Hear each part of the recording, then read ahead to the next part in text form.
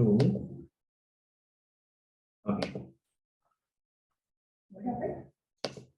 Hare Krishna. Hare Krishna.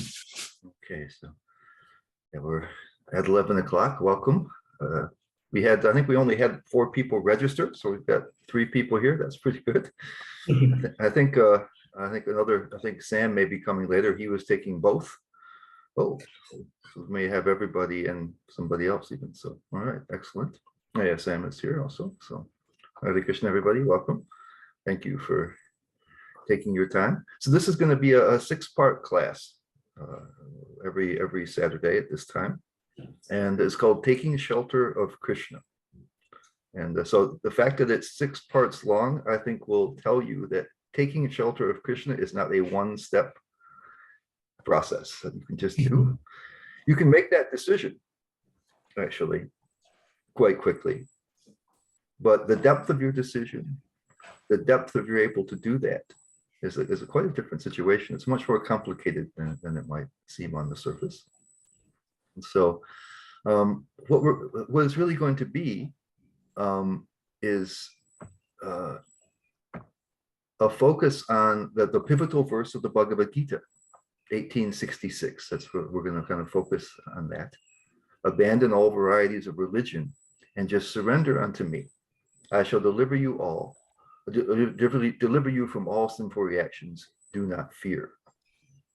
And what you may have noticed is that I have intentionally substituted taking shelter of Krishna for surrender unto Krishna. And there's method to my madness on that, because I had this understanding, that there's a certain conventional way we understand the word surrender in English. And it has some pretty heavy connotations to it that are fairly negative and unpleasant. And my fear is that some of those things enter into our minds consciously or subconsciously and make us resistant to actually surrendering to Krishna. So let's take a look. Let's take a look at the common definitions in English of surrender. It's to cease resistance to an enemy or opponent and submit to their authority. An enemy or an opponent, right? It's something that you're doing quite unwillingly. You're being forced to do it, to yield to the power, control, or possession of another upon compulsion or demand. So it's something you're resisting, and somebody else or something else has greater power than you and forces you to do it, even though you don't want to. To give oneself up onto the power of another, especially as a prisoner, right? You put the handcuffs on and now you're completely at the mercy of whoever has now overpowered you. Now, none of these things are very pleasant. None of these things are pleasant. And so, but these meanings, these kind of the way it's generally used is in our heads.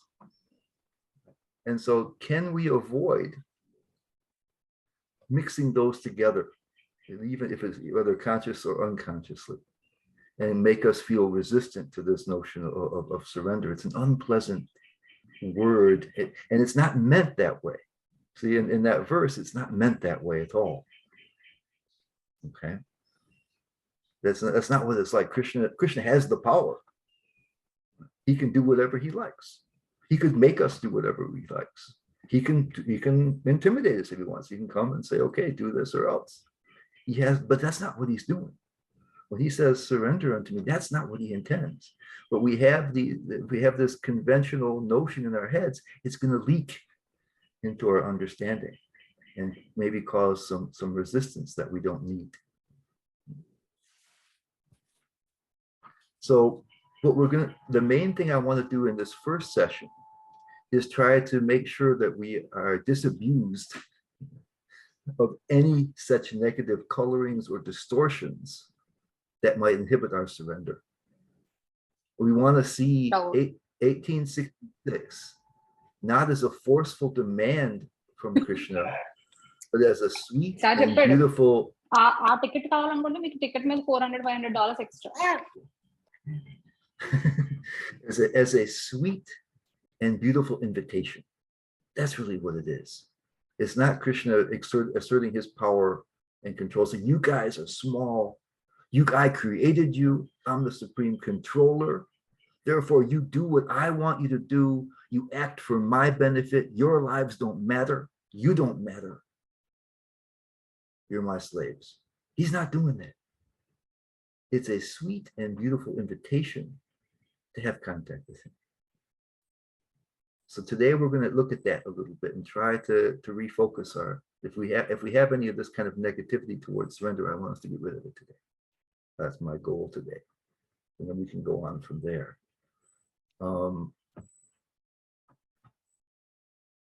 So, and part of that step will be this substitution of taking shelter for surrendering. And so now you may have some doubts. Can we do that? Are we allowed to do it? It says right there in, in Bhagavad Gita, open it up, it says, surrender unto me. Right? So are we allowed to use a different word? Okay. And so here's what I did when I had this notion that the conventional meanings of surrender were maybe hurting my surrender. And so I looked at it. I said, well, let's take a peek. Because one thing Prabhupada has is he has in all his books, he has the word-by-word translations. Okay, and so it says, but in Sharanam in that verse, it says surrender. But then also, if you have the online database, every word in the word-for-word translations is a link. And you click on that link and it shows you all the other ways that Prabhupada has translated that word and throughout his books. And it was interesting to me when I did that, that's the overpowering number of the majority, overwhelming majority was shelter. Sharanam was shelter. Otherwise, there was refuge, there was protection, this kind of, and I thought, well, this kind of sounds more like in the spirit of Krishna consciousness. And so then I took another step, and I used an online Sanskrit to English dictionary, and the main connotation there was shelter. So, oh, that's interesting. So then, it occurred to me that Prabhupada talks. If you read his books or you listen to his classes, you hear him say, "Take shelter of Krishna" so many times. So I searched the database for "Take shelter of Krishna." All these results come up, and pretty quickly, I didn't go through them all, but pretty quickly I came upon a quote. I followed it. It shows it, and you can follow the link to see where it shows up. And there was this lecture that Prabhupada gave in Vrindavan in 1972 on the nectar of devotion. And the quote says, Krishna says, real happiness is there. Sarva dharman parityaja mamekam sharanam. He says, to take shelter of the lotus feet of Krishna. So he substitutes that in this case. So and then he goes on and he quotes the Bhagavatam. He says, Samashtrataye padapalava prabham mahatpadam punya yasho murarehe. That is required. He says, we have to take shelter of Mukunda, Murari, Krishna, then we'll be happy. So I suspect there's other times when he's done that. I didn't, exhaustively look, but I found this word right away when I started looking for the results to taking shelter of Krishna. So here Prabhupada, explicitly substitutes this for surrender. So that from Prabhupada's view, I think we can say it's equivalent.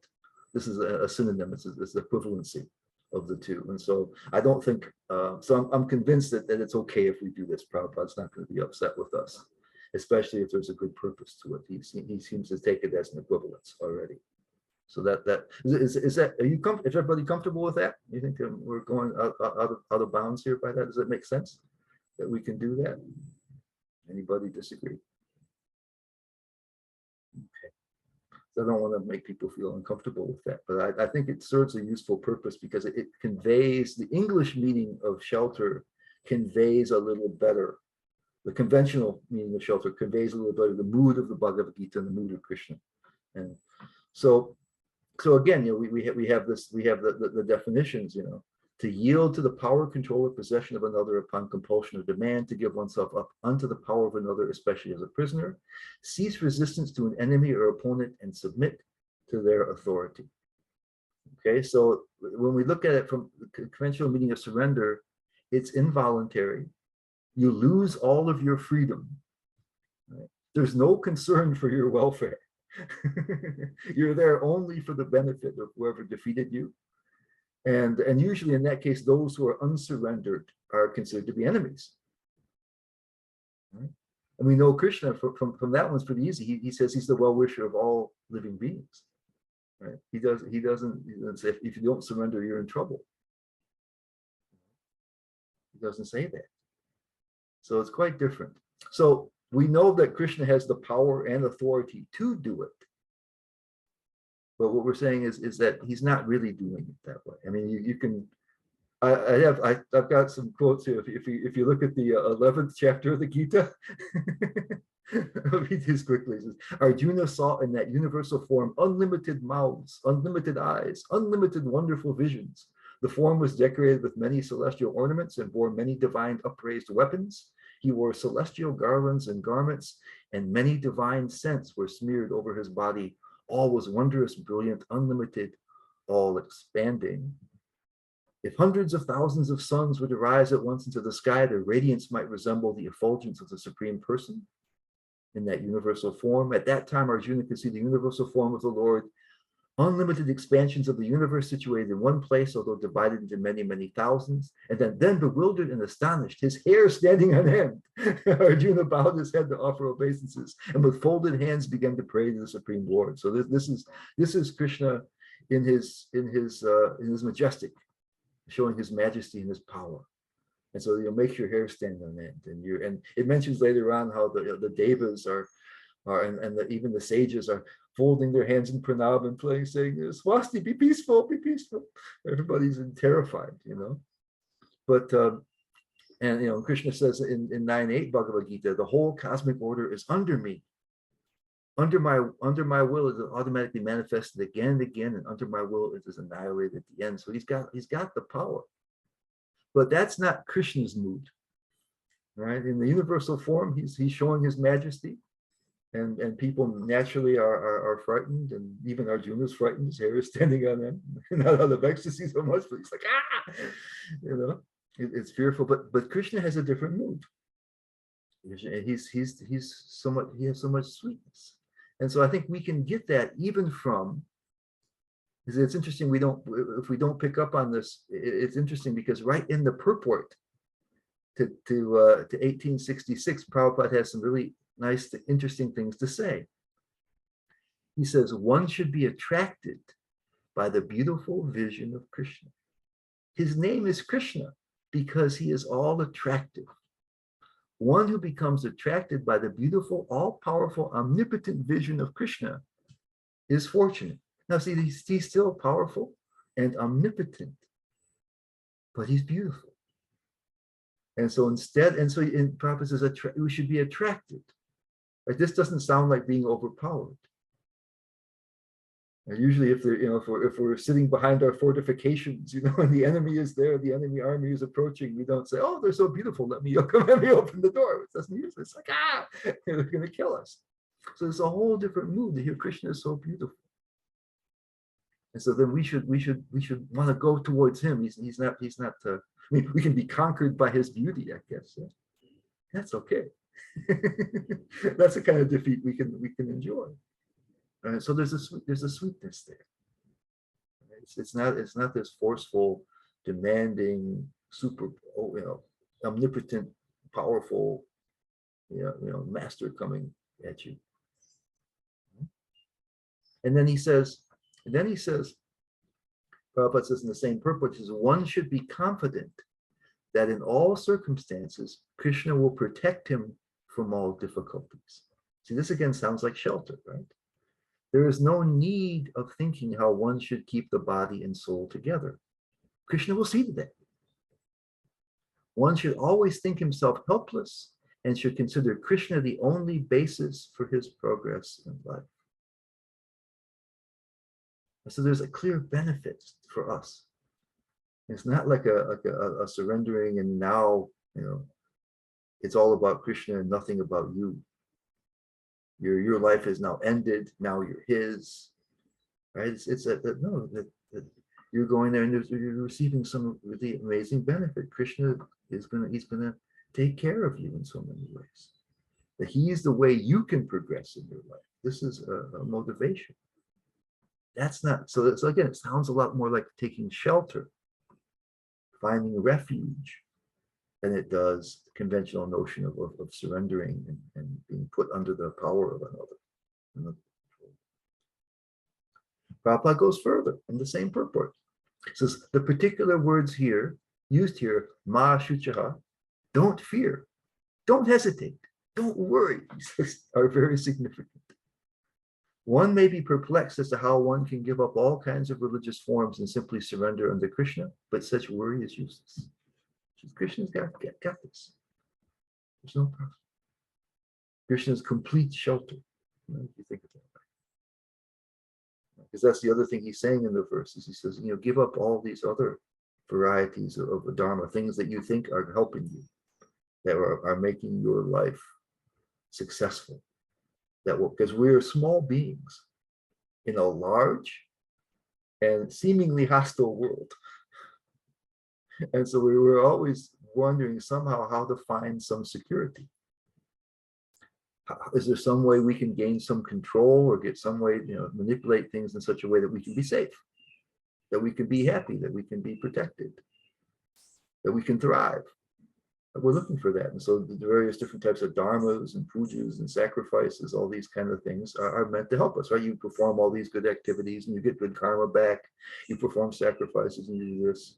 Or even if you're a great mystic yogi, maybe you can get mystic powers, yogic cities, and you can, oh man, then life becomes something, Or if you're just, you're totally disturbed with the world, you can try to do enunciation and knowledge and just get out of it,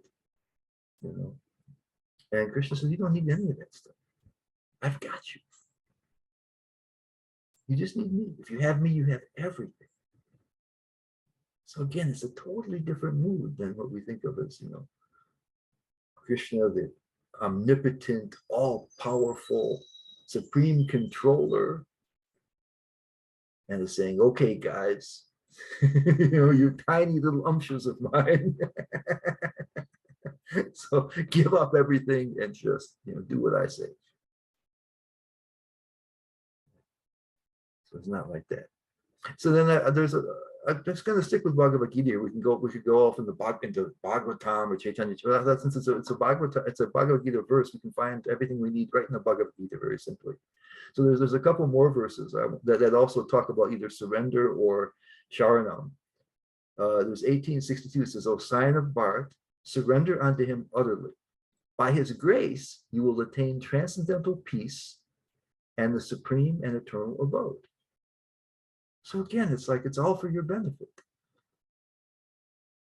It's so good for you. And then the purport to that Prabhupada says, a living entity should therefore surrender unto the Supreme Personality of Godhead, who is situated in everyone's heart, and that will relieve him from all kinds of miseries of this material existence. By such surrender, now, not only will one be released from all miseries of life, but at the end he will reach the Supreme God. And so it's like all this positive stuff. All this positive stuff. And then here in Bhagavad Gita 9:18, the word sharanam is used and it's translated as refuge. So I am the goal, the sustainer, the master, the witness, the abode, the refuge, and the most dear friend. I am the creation and the annihilation, the basis of everything and the resting place and the eternal seed. So the most dear friend, he's the refuge and the most dear friend. Those are, all the rest of the things. He said he's telling you by these other things that he has full capacity to give you shelter and refuge. So it's not like he has all this power and influence. So therefore, he demands you to be a poor little slave, but that he has the power to give you refuge. He has the power to give you shelter because he has all the power. So you can trust him. You can. That's where you can go. This is a real. In the Bhagavatam, it talks about the fallible soldiers that we try to use to make our way safe in this world. Friends and relatives, and, even real armies. To find ways to do it. Wealth and all kind of positions and stuff. We try to find a way to make ourselves feel secure because we're small in a big world. He says Krishna is all you need. And then the Prabhupada says in that purport, he says, Krishna is the ultimate goal of shelter. So he uses this a lot here. And therefore one should take shelter of Krishna, either for protection or for annihilation of his distress. And since Krishna is the source of our generation, or the Supreme Father, no one can be a better friend than Krishna, nor can anyone be a better publisher. So it's a sweet invitation by Krishna. I'm here. I'm capable. And I'm inclined towards you. I'm your best friend.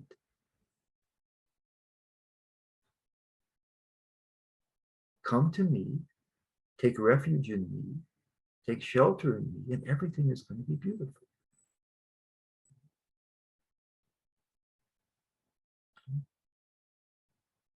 And then later on, after 1866, in 1872, Krishna says to Arjuna, he says, "O son of Pratap, O conqueror of wealth, have you heard this with an attentive mind? And are your ignorance and illusions now dispelled?" And he doesn't say, "Hey, I told you." Right? I showed you I'm God. I told you I'm God. Now do what I tell you to do. He says, because Prabhupada says he would be willing to explain the Bhagavad Gita further to Arjuna. He wants Arjuna to be satisfied this is the right thing to do. It's Arjuna's decision. He says Krishna was ready to go back and explain more to him. He says, are you satisfied? So what you can do, another meaning of surrender, right, is that you give something up. That's a conventional meaning. So if we give up our ignorance and illusions, then that's a good use for surrender. We're seeing things in the wrong way. We're not recognizing that Krishna is our friend and our well-wisher, and he's there for us. We're thinking that we have to make our own way in the world. That's an illusion. And then I have this purport, I think, that just tops everything off here. It's chapter 9, text 29. And here, this is one of the most beautiful sections of a purport. Any place you can find, and maybe any place here in Prabhupada's writings, because it's a beautiful thing, especially in the Gita. The Lord and the living entity eternally glitter. And when the living entity, Prabhupada's making an analogy here. He says that when you have a diamond and it's set in a gold setting, both the diamond and the gold are enhanced. It's a beautiful, the combination is better than each component separately. So he says the Lord and the living entity eternally glitter. And when the living entity becomes inclined to the service of the Supreme Lord, he looks like gold. The Lord is a diamond. And so this combination is very nice.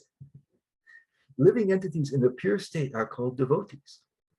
The Supreme Lord becomes the devotee of his devotees.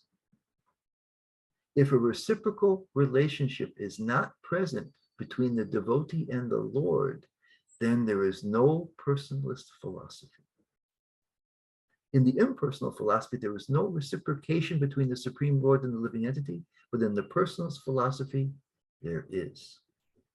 So a reciprocal relationship, right, the Supreme Lord becomes the devotee of his devotees.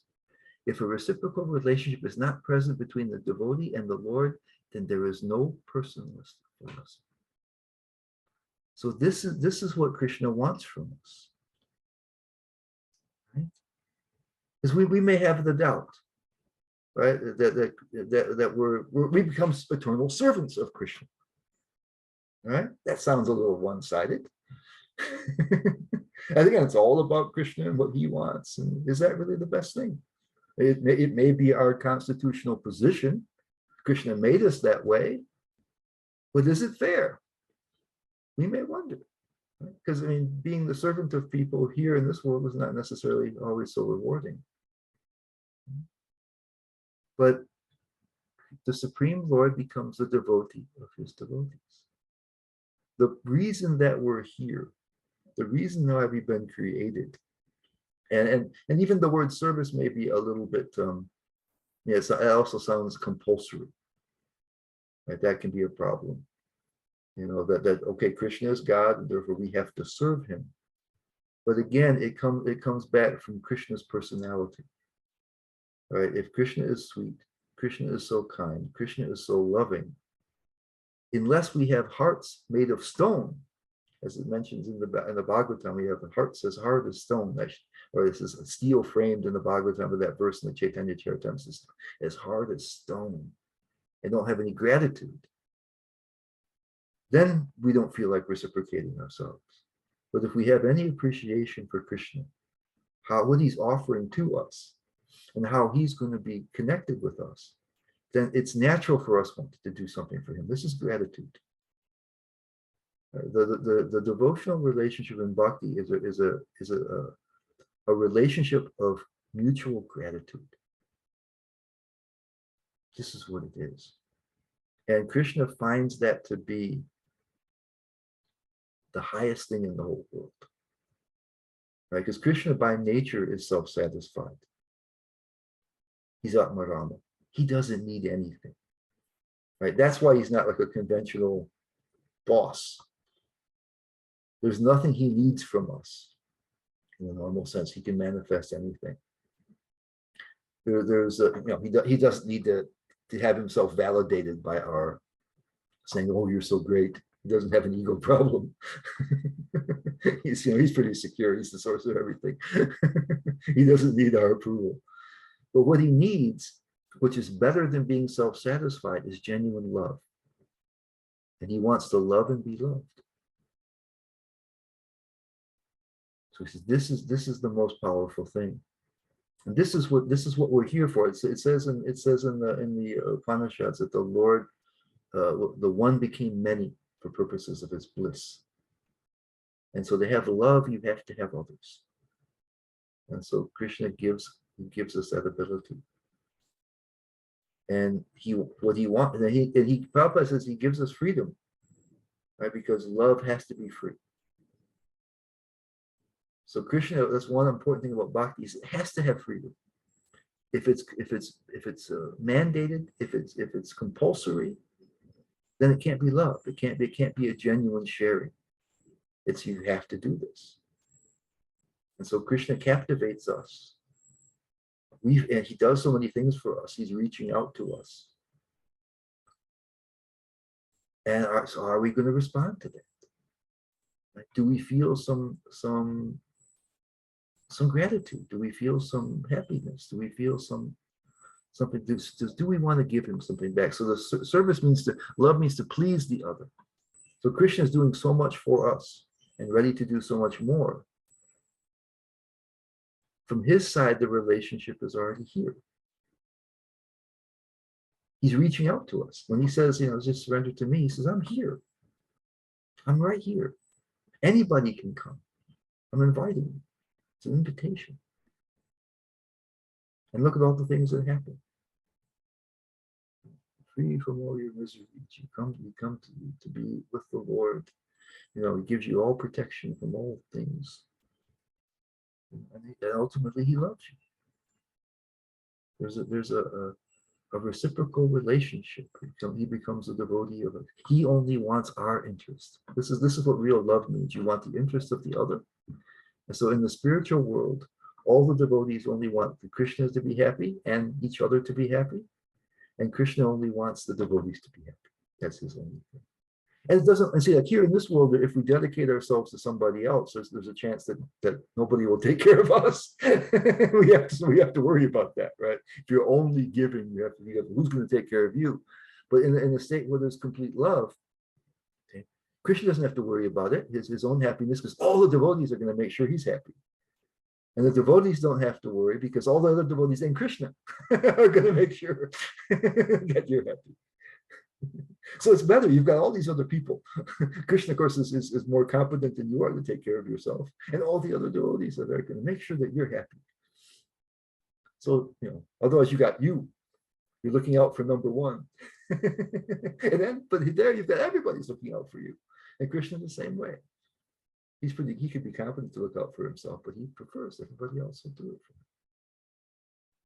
But this is what's being offered to us. It's something beautiful and attractive, and something we should be actually thrilled about. So that this surrender is like, if you want to use the word surrender, it's like a sweet surrender. Sweet, beautiful surrender. Where we find meaning, where we find fulfillment, and where we run to it. Instead of trying to, it's finally we at the end we have to give in from a powerful attack. We are captivated by Krishna. We're captivated by what's possible for us, and so so it's like we find shelter, we find fulfillment, we find happiness, we find joy, we find everything there. One stop place. And so I really want us to be able to, I mean, you know, we're going to stay with the taking shelter thing throughout the course, but you know, I think if we can really kind of get rid of all those negative connotations to surrender, we can use that safely afterwards, you know. But I really want to try, I really think this happens to us, that because you know, there may be some doubts, like we said, like say, for example, if you want to cultivate your Krishna consciousness, if you want to do sadhana, then there's rules and regulations, right? So it sounds like Krishna, you know, okay, you know, there's chanting so many rounds a day. There's 4 regulative principles, things you may have to give up if you want to come close to Krishna. So these begin to sound like conditions, or they sound like some kind of imposition by Krishna, right? You know. And so we may feel sometimes this is a surrender, means again we're losing our independence, we're losing our freedom. Right? Krishna's demanding this. This is a prerequisite for his love. But it's not really like that. The rules and regulations of sadhana bhakti, they're a means for overcoming our aversion to Krishna.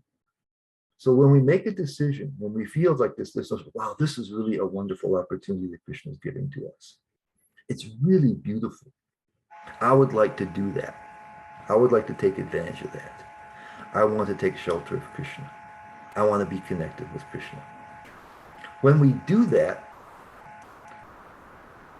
we will discover that we have an incredible amount of inertia, and our mind, our bodies, even our understanding tends to keep going in the same direction as before we made that decision. Like, you know, Krishna even asks Arjuna in the 3rd chapter of the Gita, right? Why do I do things I don't want to do, almost as if I'm forced to do it? So we all have had many experiences like this, where we've done something that we knew we shouldn't do. I knew I shouldn't have done that, but we couldn't resist. Or we tried to change a habit. We want to do something else, and we're stuck in the old habit. Weren't able to overcome it. So we have this tremendous inertia for living like we have been for so many lifetimes, not taking shelter of Krishna. And so the rules and regulations of sadhana bhakti are trying to give us a way to begin to connect in a regular way with Krishna. They're not like, this makes Krishna happy, and therefore he'll reward you, and if you don't, he's mad at you. No, it's not like that. These are principles of knowledge, principles of ability to have that connection, to begin to train yourself to get rid of the old patterns that you've already decided aren't serving you well, and to help you to develop the new habits, to follow your heart. You want to take shelter of Krishna, you want to be connected with Krishna, you want to take him up on his offer, but you're being stuck in old habits is keeping you from doing that. So by following some of the principles that Krishna mentions also in Bhagavad Gita, he says there are different ways you can do that. He says that if you're constantly, thinking of Krishna and serving him, this is great, But if you're not, then he says, then you take the rules and regulations. You try to train yourself. You try to give yourself some structure, right? If you decide you want to have, You want to, improve your health. Well, you follow certain things and try to change your habits. And it may not be easy, but you use those. And he says, if you can't do that, he says, then you do some service. So there's some different ways we connected with Krishna. So we take up the sadhana when we're ready for that, but somehow make some connection with Krishna. Just begin it, do some service for him, do something. Somehow read about Krishna, hear about Krishna, chant a little bit, do something, somehow to do it. And then when that desire is strong enough that you want to try to really incorporate it, then you can take up some of the regular practices. It's just a means for you to break free from the old habits, to break free from the huge inertia you have for many, many lifetimes. We've been separated from Krishna. So even that's not it. That's something freely done because I want the result. This is how I can do it. I'm here. I'm suffering because I want to take shelter of Krishna. I want to be connected, but my mind takes me this way. My senses take me this way. I keep forgetting about it. I keep doing the same old thing I keep doing, and I'm stuck here in this spot.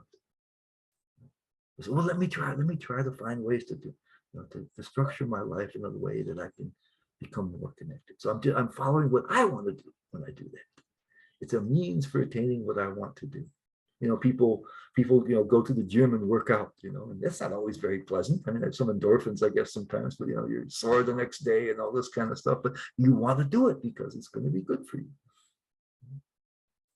So it's not a giving up of your freedom, but it's a manifestation of your free choice and desire. So that's the course. We already mentioned about the servitude thing. Oh, we're servants, and he's the master, and that usually doesn't go well for people, right? If you're the servant, you're the peon, and there's the boss. The boss gets more out of the relationship than we do. The master gets a lot more out of the relationship than we do. And we think, here's Krishna, the all-powerful, and here I am, the little peon. What a raw deal. But it's not like that. We've heard that already, how Krishna becomes interested in you. He wants to please you. There's a beautiful verse. One of our acharyas, Jiva Goswami, he wrote this book called the Gopal Champu.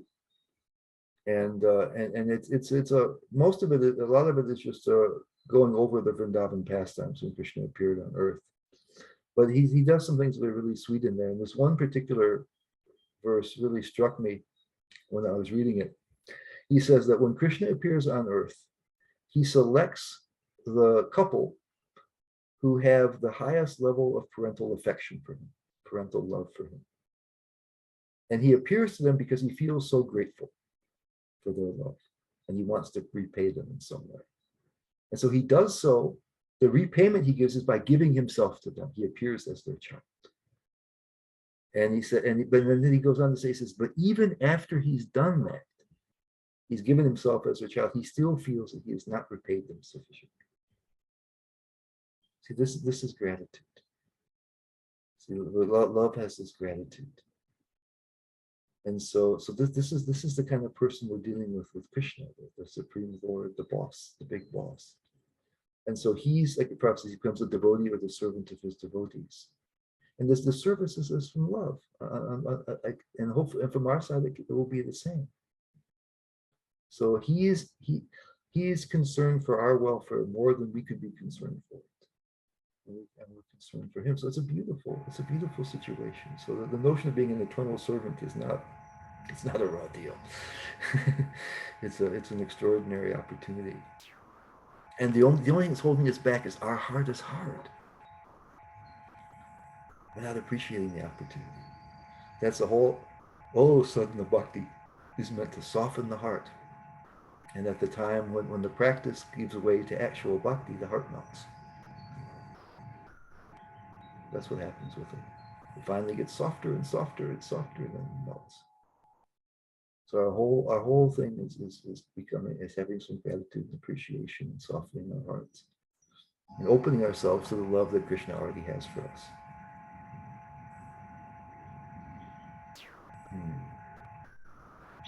Are there any other doubts you can think of? Like what that makes you not, you may think that taking shelter of Krishna is not the best deal. I think the service, the sadhana, trying to think. Well, the other thing maybe is that, you know, Krishna kind of, he kind of gives us a raw deal that makes us want to have to surrender. We'll hear Prabhupada all the time talk about, he talks about how we have the threefold miseries and the fourfold miseries, like how miserable life in the material world is. Right? The fourfold miseries: birth, death, old age, and disease. The threefold miseries, miseries from the mind and body, miseries from other living beings, and miseries from the powers of nature, the devas. And so that our life here is always miserable. Prabhupada will stress that again and again and again. So Krishna gives us a really messy life, so that we'll want to escape it. He doesn't really, you could say, he doesn't really give us an opportunity to have enjoyment here and to be happy without him. So maybe he's, in one sense, he's kind of forcing us to surrender. Why doesn't he just let us be happy here, separate from him? And my answer to that is, for one thing, one of the reasons why Prabhupada mentions that so much is because we think we're doing just fine. And so we have to reflect on the fact that there's birth, death, old age, and disease, and that there's all these various other miseries to make us even think that we need to change anything. So even though those things are there, they don't seem to have much effect on us usually. We have to keep meditating on them to work. And then the other thing is that nothing can compare with what we're being offered by Krishna. That's Krishna's private life. He's selected, Krishna is eternal, he's all powerful, and he has all knowledge and creativity. So he's considered what will be produce the most bliss. He has eternity to figure it out. Right? Like if say you give me all power to do anything I want, and I have you give me 5 minutes to create an ideal world. Well, the time isn't long enough, and I don't have that good of imagination. Right? So it's not going to be that great. So Krishna, he has all this knowledge. He knows what would be most wonderful. He has time to consider it, and he has the power to execute it.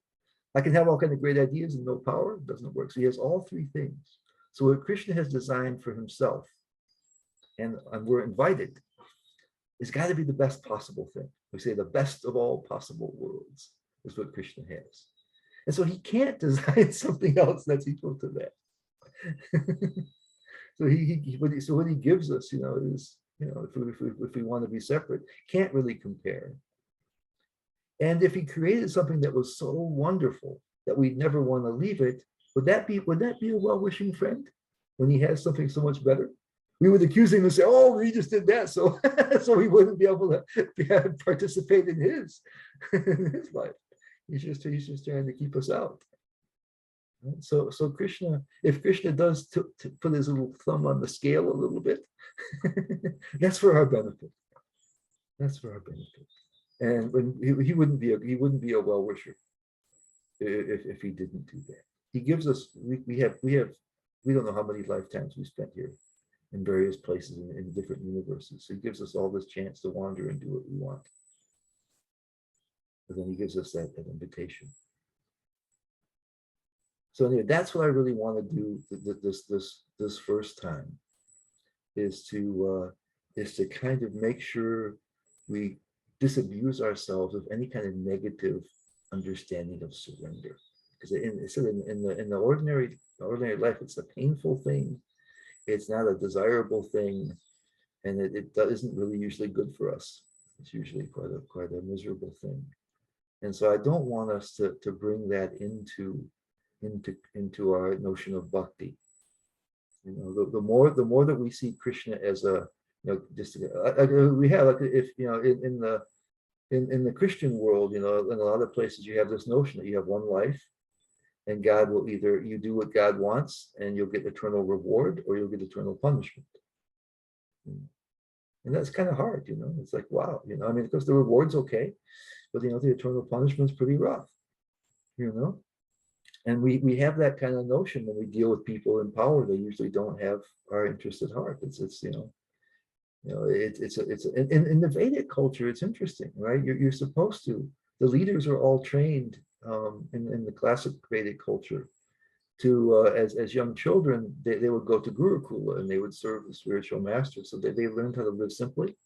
They would have they learned simplicity and austerity. They learned obedience, and they learned humility. They would have to go and beg their foodstuffs for the spiritual master. And so the persons who were going to be in leadership positions had that character built in, so that when they took positions, they would have obligations to those who were under their care.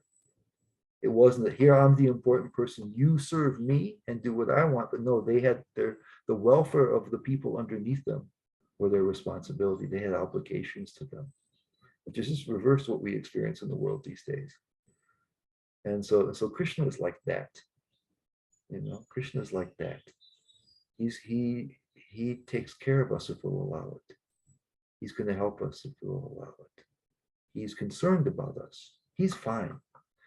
But he says he'll be a little happier if also you join this world, a beautiful world he's created. So I kind of wanted to do that, and then so in the upcoming classes we'll talk about some of the difficulties. Okay, we agree it's good. Taking shelter of Krishna is good. There really doesn't seem to be any problem with it. It seems to be just a great thing all around. In fact, it's the best opportunity you could ever have. Now, why is it so hard?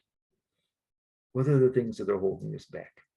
Because there are things doing it. And so we're gonna try to take a look at some of those things and see if we can work on those. Because but first of all, I wanted to make us feel fairly confident that, hey, this is a good thing. Let's take shelter of Krishna. Let's surrender to Krishna. This is a great deal. Okay. All right, so I'll stop there. Are there other comments or questions? Was it all clear as mud? Did it make sense what was happening here? I couldn't have answered all of your questions. If it was clearer than mud, it couldn't have been that clear. Is there anything? I have a quick question, but I think that would be covered in next coming classes. I'm really hopeful. So when we surrender, as in when we, Shri Krishna Sharanam Mama, when we come in his shelter, then what and how should, be our expectations? So for example, we have so much going on in our personal lives. At times we have a downfalls. Then what should be our expectation? I mean, yeah, we just show some interest. That's the main thing at first, because Prabhupada mentions this in there's a beautiful purport in the first canto of the Bhagavatam, where he says that Krishna desires us to come to him more than we are able to desire. So in one sense, Krishna is always ahead of the curve in the relationship. This is a really important thing here, is that in this world, if we want to have a relationship with somebody, or someone wants to have a relationship with us, they either have to prove themselves to us, or we have to prove ourselves to them. There's kind of like a probationary thing. Okay, yeah, you want to be my friend? Well, I want to find out about you. You want to do this? I need to find out about you. Or you want this? And so you want to be connected with somebody else? They want to see what you're like. Well, Krishna knows this already. He's a witness in the heart, and he's decided he wants us. He sees who we really are. He sees past everything. We're going to talk about this, how we can even believe that Krishna cares about us. This is one of the obstacles. Why would Krishna care about me? I know I'm not that great. I know all the reasons why I'm not that great. So we're going to talk about that. But anyway, Krishna is already ahead of the game. And so the reason he's not interfering right now is because he's respecting our freedom. Mm. So we're saying, I'm not interested, Krishna. And he says, okay. But he keeps coming. He comes, he appears on earth, he gives Bhagavad Gita. He's come as he sends his devotees. He's always saying, hey guys, I'm here. Mm. I'm here. Are you interested? Are you interested? And so as soon as we're interested, so Prabhupada usually says you take one step towards Krishna, Krishna takes 10 steps towards you. So he's going to help you. um, Prabhupada yeah, oh, I lost it. I kind of somehow spun out my train of thought there. But yeah, Krishna is going to be, as soon as you decide that you're interested, then Krishna feels free to do it. Otherwise, he respects your independence, right? Because this connection is a connection of freedom. And so if you don't want him, he still wants you, but he'll keep a respectful distance. He hides in the heart is what he actually does, right? He hides in the heart. He's there with us, but you can't see him, so you don't feel angry with him. Hey, you weren't supposed to be with me. And so as soon as you show some interest, this is what is Prabhupada mentions in the Nectar of Instruction, the Upadeshamrita, where he says the reason we should be confident in Krishna consciousness is that, first of all, that Krishna consciousness is the most wonderful thing you could possibly aspire for. And the second reason is that Krishna will help you, so it's possible for you to attain it. So that what we really have to do is we just have to speak that in the beginning, show some interest. We need to be authentic with Krishna, because Krishna knows who we are. So as much as we're inclined to him, and we'll have doubts, right? Because we haven't seen Krishna, but as much as we're inclined and interested, we show that interest. Mm. And then we open the door for Krishna to help us. See, that's what happens. And so my Guru Maharaj, he always says that if we're in a position, because of all the other things in our lives, that seem to be opposing our Krishna consciousness, he says, if we do the best we can under the circumstances, and those circumstances are the real problem and not just our own disinterest, then Krishna will arrange for the obstacles to be removed. Right? So we need to be authentic with Krishna and say, I have this much interest, I have this much faith, I have this much doubt. I want to somehow try to make a deeper connection, and then do that to whatever your capacity is. And Krishna will help you. You'll feel a reciprocation from that. Thank you.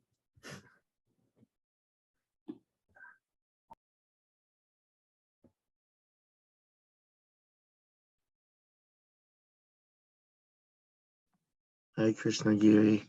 Right, Krishna said.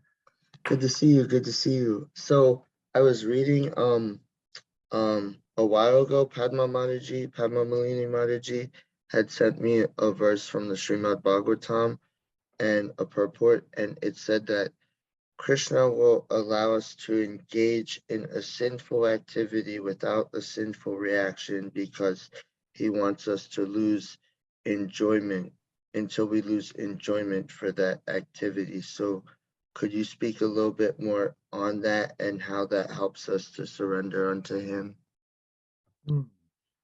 That's interesting. So I mean, Krishna, really, I'd have to read that and see the context of that. That's kind of it's a little bit puzzling. I mean, Krishna takes away our sinful activities when we take shelter of him. He's indulgent in many ways.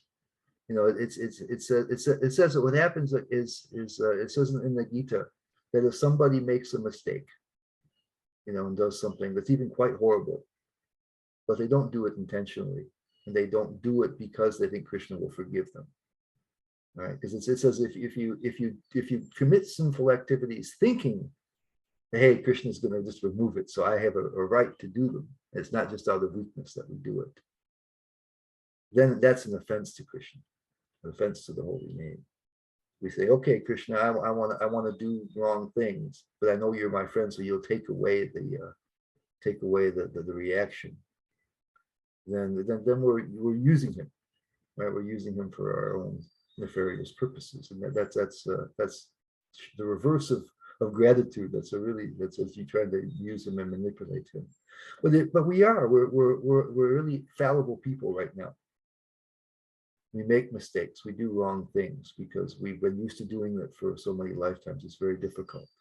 And so if we're sincerely trying to make a connection with Krishna, Krishna will give us so much help and so much protection, and even to the point of taking away those sinful activities, and eventually help us to be able to give them up. So Krishna is very, very understanding and patient and kind with us, but we shouldn't take it like, hey, we could use him, take advantage of his grace and mercy. But then we're actually, we're showing the reverse of gratitude. We're showing an attempt to manipulate. So in our devotional service, we may make mistakes. And certainly in the beginning, we may have habits and things that are unsavory. But Krishna doesn't worry about that. He's going to try to help you step by step by step. He doesn't consider that. It's about the connection. That's what it is for Krishna. So if we're sincerely trying to make a connection, Krishna reciprocates in all ways. If we externally try to be perfect, but don't want a connection, Krishna is not as much interested about that. So it's being authentic and real, and trying to be interested in him, and he'll help us in so many different ways, we think. So that's about the best I can do with it. I'd have to see the context of that particular. I found it, so I'll send it to you through text, and we can just. It's kind of lengthy, so. Where does it come from? It comes from a purport someplace. Yeah, it's two purports. It says, Srila Sridhar Swami explains in his commentary that just as a legitimate son has to simply remain alive to gain inheritance from his father, one who simply remains alive in Krishna consciousness, following the regular principles of Bhakti Yoga, automatically becomes eligible to receive the mercy of Godhead. In other words, he'll be promoted to the kingdom of God. And then there's a longer purport that's about like 3 paragraphs long. So I'm gonna send this to you in text. Okay, so that just says that it's just saying that it's a wonderful verse that talks about how if we just continue somehow to try to be connected with Krishna despite whatever failings we might have, or just it says that even if there's struggles and trials that come with us, right? That it says that we've earned an inheritance. That's the Dayabhak, I think is the Sanskrit there. And so it's not that he says he wants us to commit sinful activities or anything like that, but he just says that if we're sincerely trying, then that day is going to come because he'll help us.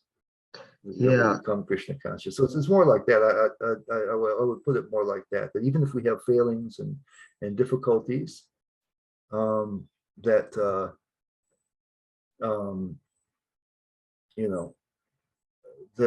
Krishna overlooks that as long as we're sincerely trying.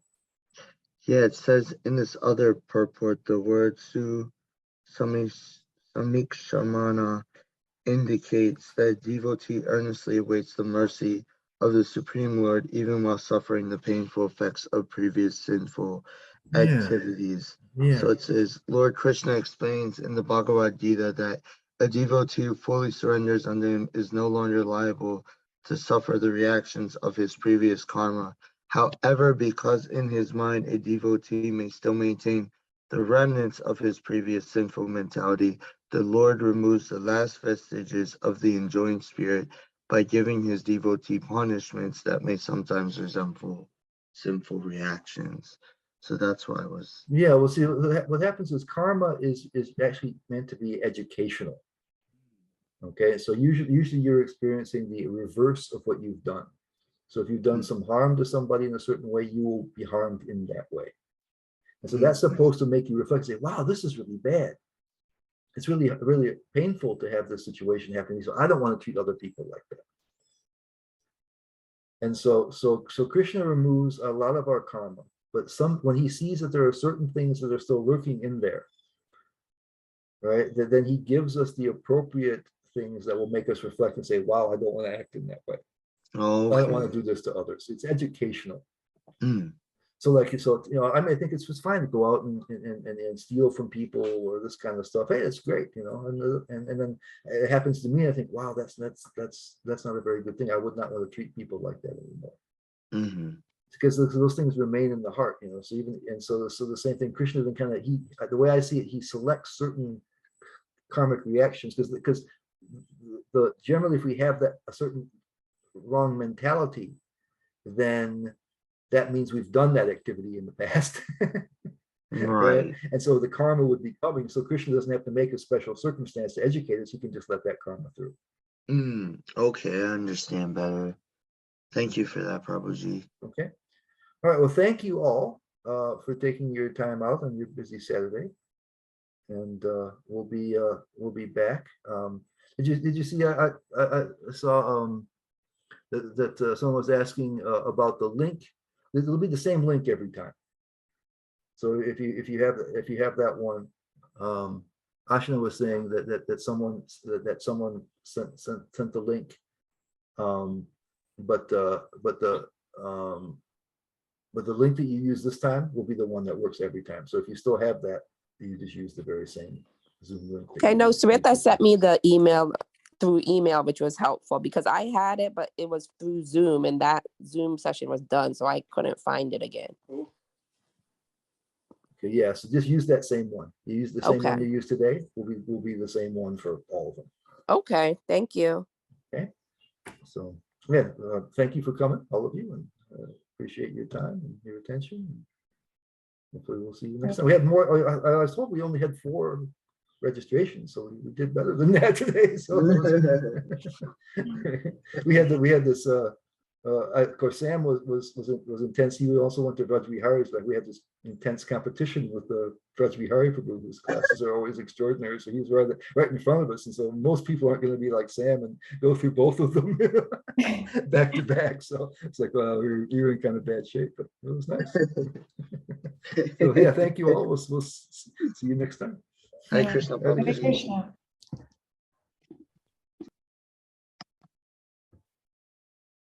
Hare Krishna.